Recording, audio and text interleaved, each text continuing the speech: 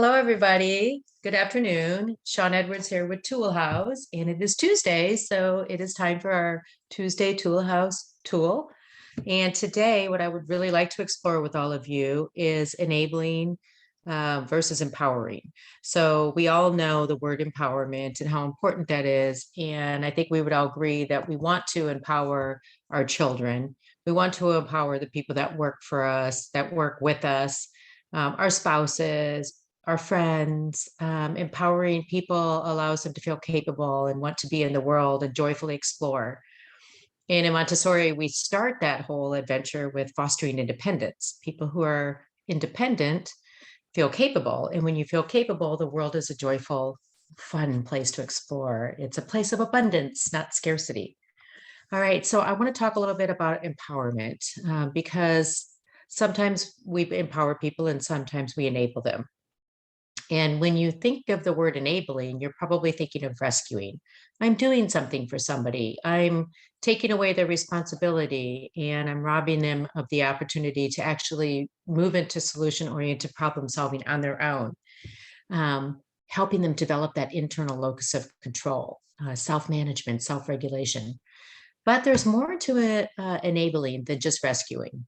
So anytime we rob a child of an opportunity to, again, move into that solution oriented problem solving and maybe go through some pain or some discomfort or some disappointment to get to the other side, and feel that sense of, wow, I did this and I made some mistakes or it was painful, but I really grew along the way. So enabling is not just rescuing, it's doing too much for people. We know that. Doing things for children, for example, that they could do for themselves, bailing them out after yelling at them. I can't believe that you did that. And then, well, okay, I'll make sure that I pick you up this time, even though you didn't give me proper warning. So we yell at them, we're angry, and then we move into rescuing anyway, doing too much for them, maybe helping them with their homework.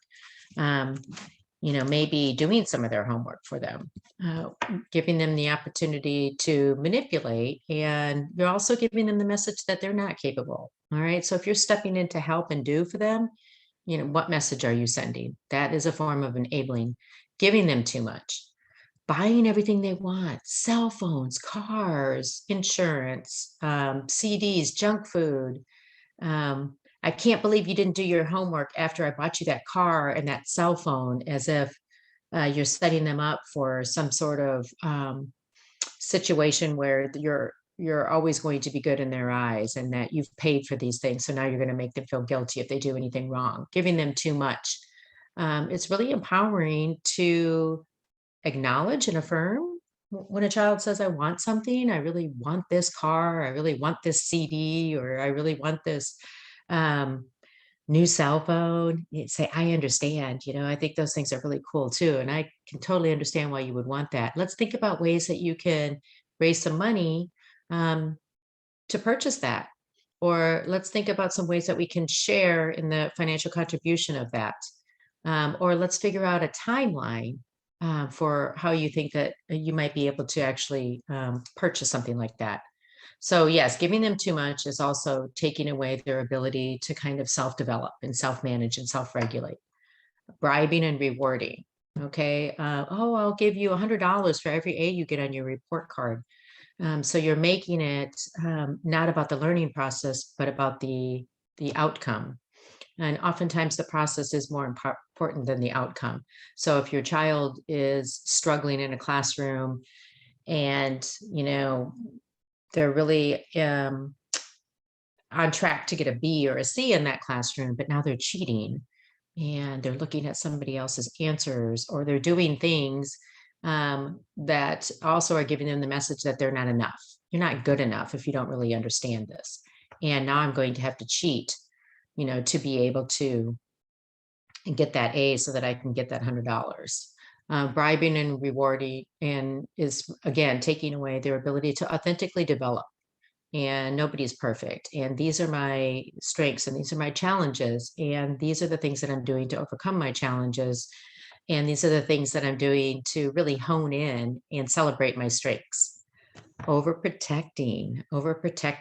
So when you're constantly dressing your child, a young child, and you're putting on a winter coat because it's cold out, and their boots, and making sure that they have their lunch and everything's in the lunch, and you've packed the lunch, and maybe they've forgotten their lunch. So now you're driving their lunch to school. Okay, so this is overprotecting. It's okay for them to sometimes say, oh, wow, I forgot my coat. It's cold outside. And guess what? Tomorrow, they're probably going to remember their coat. So now you're developing their ability to be responsible and again, to self manage. But when you're doing things for them and you're overprotecting them, then they're not going to worry about those things because they know you are. All right, hovering over them. So you want them to have opportunities where things maybe get a little bit scary, or they get a little bit disappointing, or they get a little bit dicey because they are going to grow from that experience. Wow, now I figured that out. Um, I've been able to keep myself safe, and I know which parts of the neighborhood I'm not going to walk around anymore.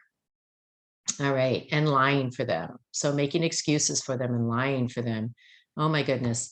Instead of, okay, well, I'll call the teacher and tell her, that you hurt your ankle this morning, instead of allowing the child to say, I overslept. Punishing and controlling. Again, instead of having a conversation with a child saying, well, okay, you wrecked my car again for the third time. What's your plan for getting it fixed? And empowering them to come up with some solutions for addressing the issue at hand, rather than, go to your room, I'm going to take your cell phone away, and, you can't go out with your friends for a week. How is that helping the situation with the car? How is that giving them critical thinking skills? So you want to always be engaging with your child, asking questions, and then, yes, give them the responsibility to move into solution-oriented problem solving. What and how lectures, how, what, and why you can't lectures. Again, that is telling a child that they're not capable, they're not good enough, they're not enough, when they all are. And we sometimes feel like we need to do things for our children and fix things for them because we feel like it's our obligation as a parent. But really, all we need to do is recognize the child's potential and help them to be their best selves. Asking questions. I notice. I notice is always a good way to start. Wait till a situation is not escalated and people aren't upset, and you and your child are not upset before you have these conversations. So not only do we not want to rescue our children, because we know that that's a form of enabling, but we don't want to give them too much. Invite them to be part of the process of what they're going to get and why. Don't bribe and reward. Acknowledge, oh, I see you got a D in this classroom. What happened? And let them talk about it. Okay, well, let's come up with a plan for how we can address this situation. This class doesn't seem that important to you, but it is important for you to pass. Would you agree with that? All right, let's talk about what systems we can put in place to help you be more successful if you'd like.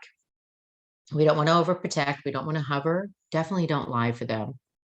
Punishing and controlling is also a form of enabling, because we are taking away the responsibility and owning it ourselves.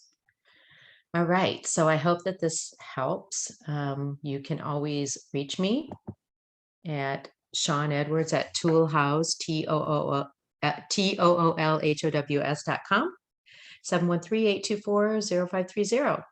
All right, I'm happy to coach and consult and support you in all of your endeavors, and have a wonderful day. Go empower, don't enable. All right, have a wonderful day.